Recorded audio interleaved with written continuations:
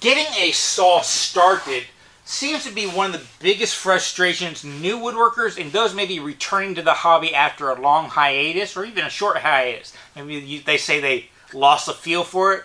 Well, starting that saw seems to be one of the frustrations a lot of people have. So I'm going to show you a few tips today on just starting your saw cut.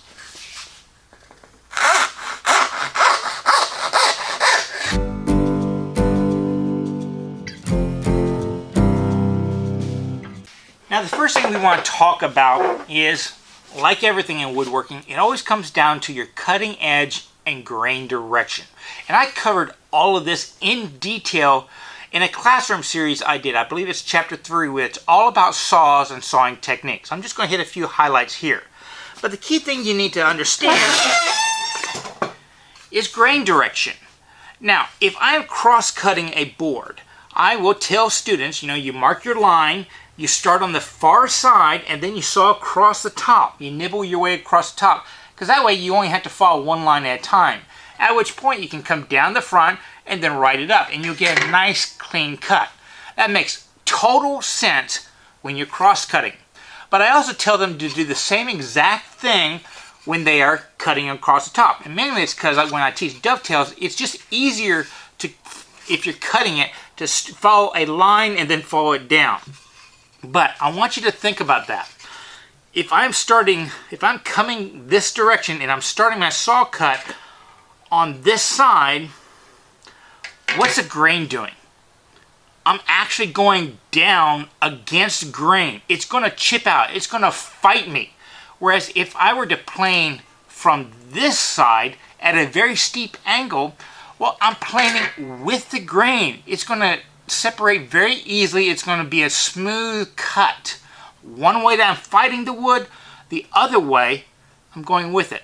Let me show you in real life. Now first off, I want you to understand that a saw is a two-handed tool. I'm going to have two hands on the saw at all times. I'm also going to have one hand on my wood. In this case, because the wood is so much higher than my valleys right here, it will tend to want to vibrate. That vibration is going to kill the power of my saw. So I'm actually going to be pulling back a little bit in addition to touching the blade with my finger to align it. Now if I were to start on the far side, once again the grain's coming in this way, it's totally unsupported on this side, and I want you to just listen. It's fighting me. Also look at the blowout on the side. I'll do that again and I will really lighten up the saw plate.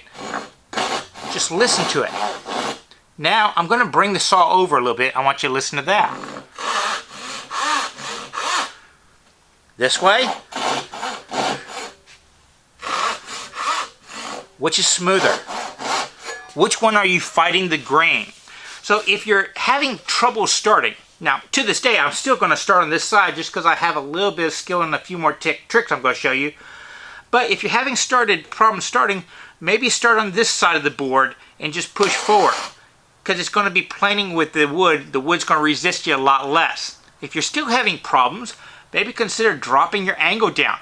That way the edge of the board is not going to drop into the teeth as much, plus the fact that you're going into very low ingrain at this time. And watch how efficient it is. I'm already through the entire board. It just goes right through. It's a lot more efficient because you're going with the grain.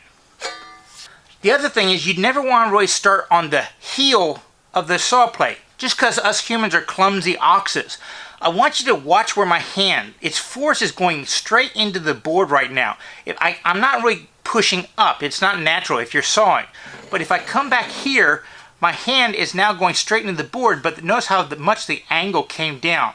I'm now gliding. The farther back I come, my wrist is staying in the same angle, but I'm more gliding across the board. Plus the fact, by nature, there's not as much weight on this end as there is on this end.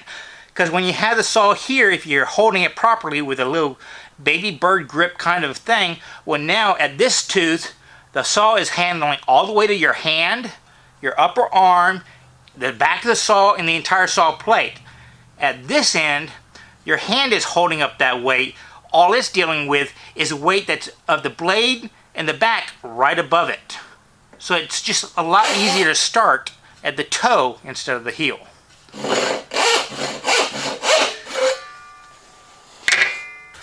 And the final thing is your saw grip.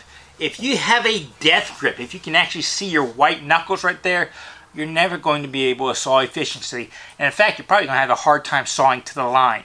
You really want such an incredibly light grip. That's why the shape of a saw handle is so important, so that you can hold it without squeezing it. All your fingers are really doing is giving you enough pressure to drag it back a little bit.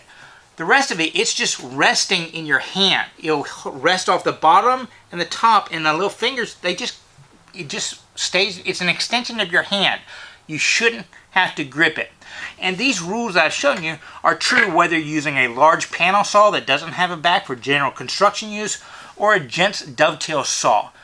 All the same rules, because it always comes down to how a blade interacts with grain.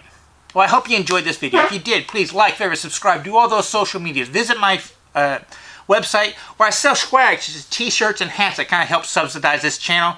And I'm also doing tips and techniques in that little 30-second to 1-minute format on my Instagram channel. And all that kind of information is down below, including a link to that classroom series on saws. And I want you to remember one last thing about all this malarkey, that it is always worth the effort to learn, create a mess, and share it with others. Y'all be safe and have fun. For today's bonus, I want to talk to you about Howard's Premium Paste Wax. This is my favorite furniture wax. A lot of my shop furniture and stuff I keep in my personal house, I just use a wax finish because it's easy to fix up, and I use a lot of pine furniture. And this is a little bit softer than a lot of paste wax out there, like you would think Johnson's or something like that. It is specifically designed for furniture. It's a blend of carnauba wax, beeswax, and orange oil. So it has a really nice, they call it citrus because it has an orangey smell to it. And if you hand it to customers on like a bowl or something like that, they like the smell somewhat. It does go away fairly quickly, but it's somewhat soft, so it's going to absorb into that top layer of some of the softer woods like pines and stuff to add a little bit of water resistance and repairable surface finish. It's not going to be highly protective, but I like using it because it's so easy to work. I do have to keep it in the refrigerator because it is so runny whenever it gets into the 100 degrees here in Texas, and I've just gotten the habit that that's where I find it. So it's really hard when I'm pulling it out because it's frozen down to about 40 degrees. Anyways, if you get a chance, try it out. Howard's Citrus Paste Wax. I really like the stuff.